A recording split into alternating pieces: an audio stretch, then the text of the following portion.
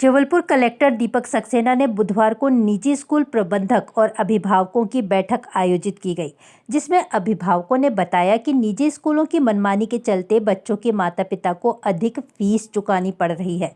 School द्वारा बताई गई एक ही दुकान से यूनिफॉर्म और किताबें लेना होता है, जिसकी वजह से पालकों को महंगी ड्रेस और किताबें मिलती हैं। इतना ही नहीं, यदि कोई बच्चा स्कूल लेट पहुंचता है या यूनिफॉर्म में नहीं आता तो दंड स्वरूप उसे पैसे देने पड़ते हैं। एडमिशन के नाम पर हजारों रुपए डोनेशन के नाम पर देना होता है, जबकि रजिस्टर में सिर्फ बच्चे का नाम लिखना होता है।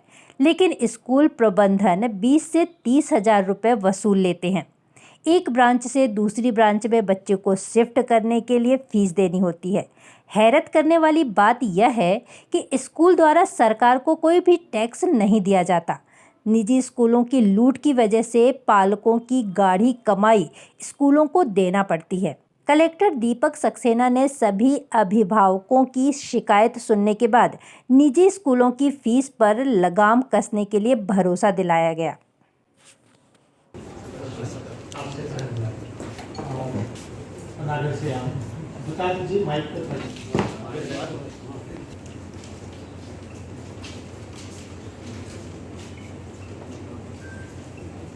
Central school Panagar.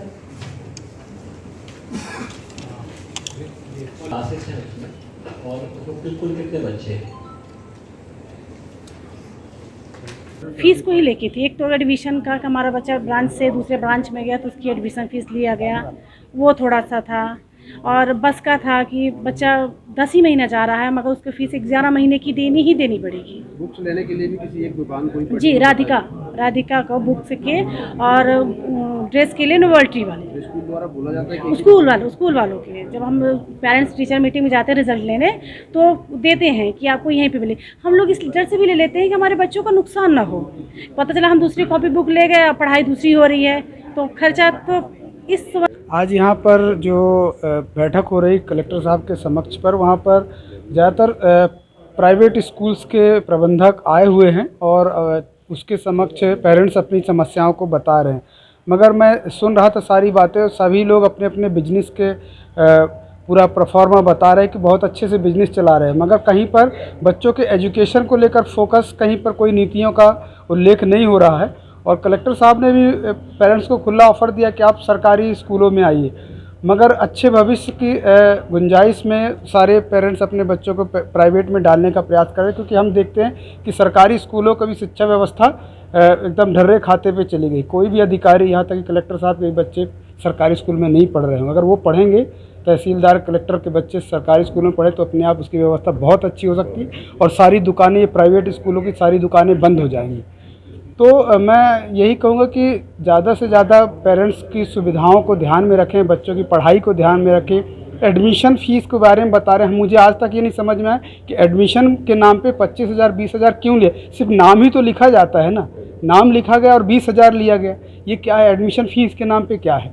तो सरकारों को भी ध्यान में देना पड़ेगा, प्रशासन को भी ध्यान में। इतनी खुली छूट इनको जनता के खून पसीने की कमाई को लूटने का अधिकार नहीं देना चाहिए, क्योंकि ये सब सिर्फ धंधा कर रहे हैं। जबकि स्कूल के स्कूल के पूरे कारोबार में सरकार को ये लोग 1 रुपया टैक्स नहीं देते, पूरी टैक्स फ्री कमाई करते हैं। मगर यहीं पर जब बच्चों को फ्री एजुकेशन देने के बाद सेंट अलोयसियस स्कूल में बच्चों को पहले आरटी की तरह फ्री पढ़ाया जाता था, मगर उन्हें जुगाड़ करके माइनॉरिटी का सर्टिफिकेट लेके आ गए और अब कोई भी बच्चों को फ्री नहीं पढ़ाए। तो जब बच्चों को देने की बारी आती तो ये माइनॉरिटी हो जाते हैं, मगर जब पढ़ाने की बारी आती तो सारे बच्चों को पढ़ाते हैं, हिंदुओं को पढ़ाते हैं, मुस्लिम को पढ़ाते हैं, सबको पढ़ाते हैं। मगर जब बच्चों को देने की बारी आती तो बोलते हैं हम माइनॉरिटी हो जाते। देखिए, दो मुद्दों को लेकर मोस्टली हमारे पास शिकायतें आई थी।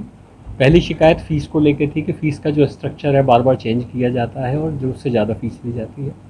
दूसरा, जो किताबें हैं उनकी कीमतों के बारे में, स्टेशनरी के बारे में, यूनिफॉर्म के बारे में शिकायतें थी कि कुछ ख़ास विक्रेताओं के यहाँ उपलब्ध होती हैं, एकदम से चेंज कर दी जाती हैं, इस बारे में थी। तो आज स्कूल प्रबंधन के साथ और पेरेंट्स के साथ सभी के बीच में खुली सुनवाई हुई। स्कूल प्रबंधन ने, जब हमने उनको नियमों के बारे में बताया, उन्होंने खुद ने भी पढ़ लिया इसी बीच में, तो उन्होंने बताया कि उस प्रक्रिया का पालन नहीं हो पाया है जिस प्रक्रिया के तहत फ़ीस की वृद्धि होनी चाहिए। तो प्रक्रिया के तहत जो फीस की वृद्धि होनी चाहिए उसको हम एग्जामिन कर रहे हैं। यदि प्रक्रिया का पालन नहीं हुआ है, नियमों का पालन नहीं हुआ है, जैसा कि मोटे तौर से केसेस में देखने आ रहा है, तो फिर जिला समिति जो है वो इसमें युक्त निर्णय लेगी। दूसरी एक बात जो है वो किताबों को लेके थी। किताबों को लेके भी जो किताबों का सिलेक्शन स्कूल्स ने किया है वो बहुत अप टू डेट नहीं है।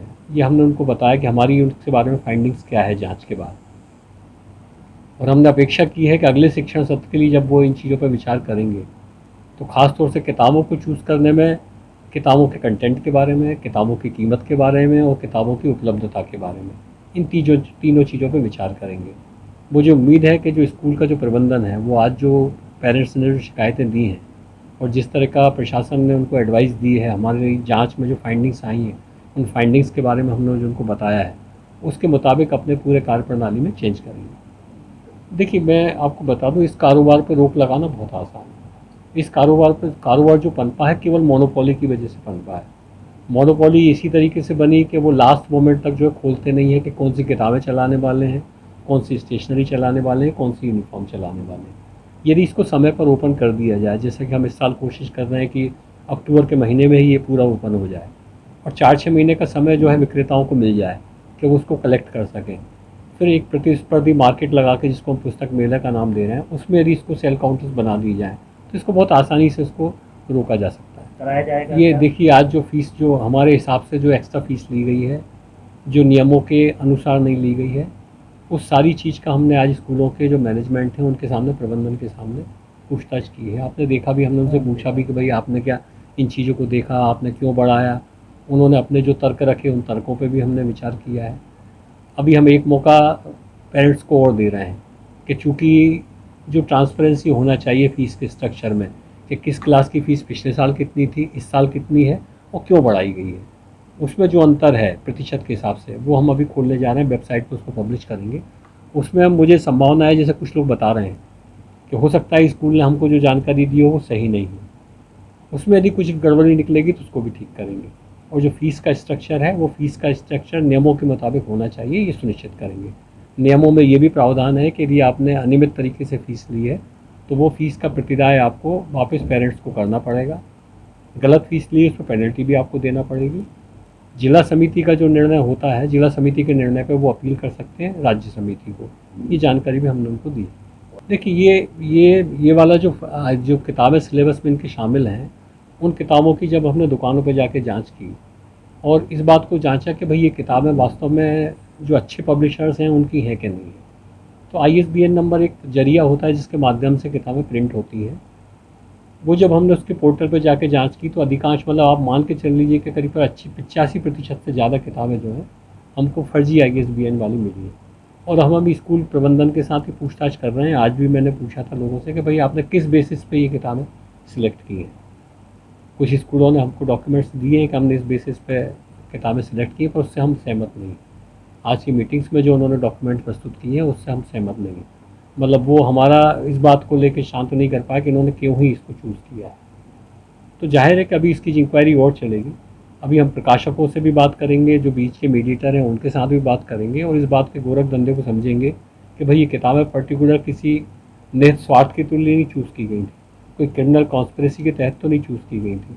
यदि वैसा होगा तो फिर उसके हिसाब से कार्रवाई होंगी।